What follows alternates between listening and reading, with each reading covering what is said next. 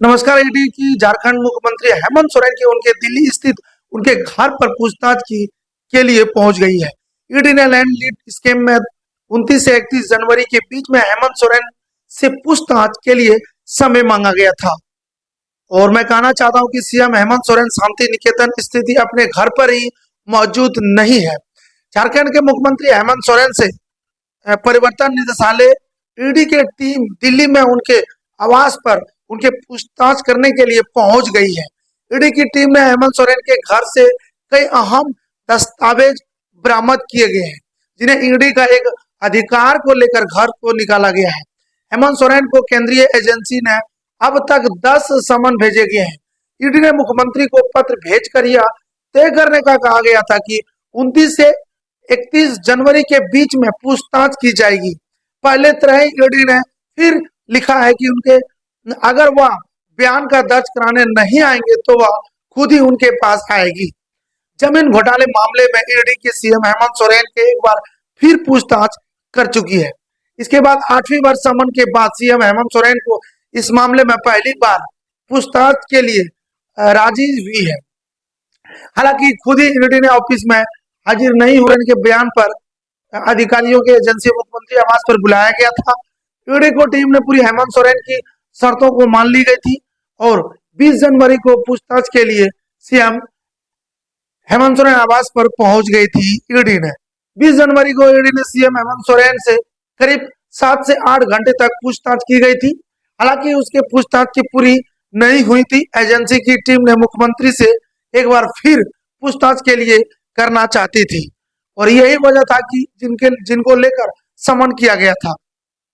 ED ने हेमंत सोरेन को कब भेजे गए पहला समन तो मैं बता दूं 8 अगस्त को 14 अगस्त को पूछताछ में शामिल होने के लिए कहा गया था।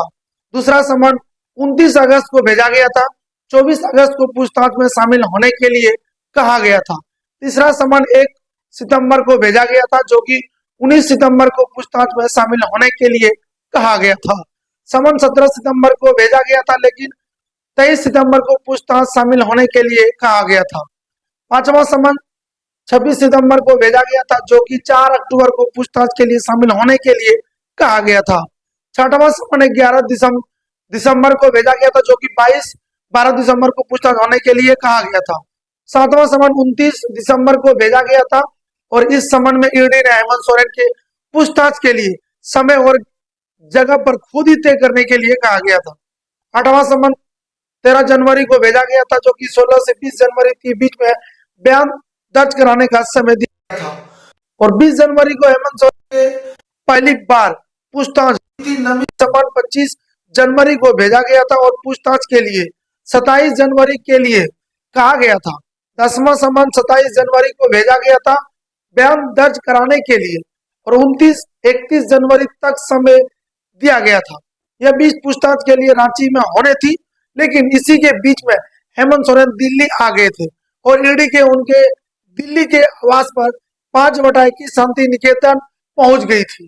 क्या जमीन और खनन घोटाले के लेकर हेमंत सोरेन की सत्तारूढ़ की झारखंड के मुक्त मोर्चा को जेएमएम के कार्यकारियों को अध्यक्ष भी कहा गया लगातार ईडी के समन को लेकर बीजेपी पर हमलावर कर रहे थे।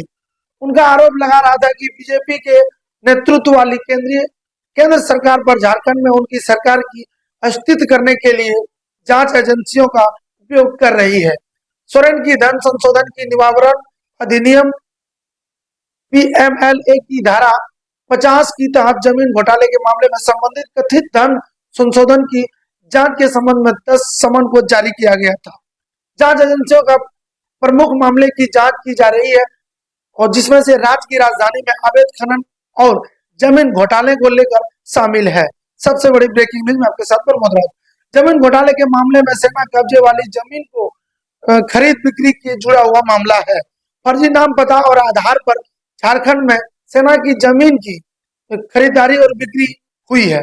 इस मामले में सिलसिले में रांची नगर के निगम ने एफआईआर दर्ज कराया गया था और बता दूं कि ईडी की उसी एफआईआर के आधार पर प्रवर्तन मामले की सूचना रिपोर्ट में ईआईओआर दर्ज कराने के शुरू कर दिया गया था। दस्तावेज जलसरासी की जमीन पर खरीदी और बिक्री के अलावा आदिवासी जमीन पर अवैध कब्जे को सिलसिले में मुख्यमंत्री से पूछताछ के लिए ईडी ने और से एक बार फिर सम्मन भेजा गया था। और इस बड़े सबसे बड़ी बिल्कुल मुझे बता दूं, जमीन घोटाले के मामले एक भारतीय प्रशासनिक सेवा आईईएएस अधिकारियों और 2 व्यापारियों के सहित 14 लोगों को गिरफ्तारी किया गया है।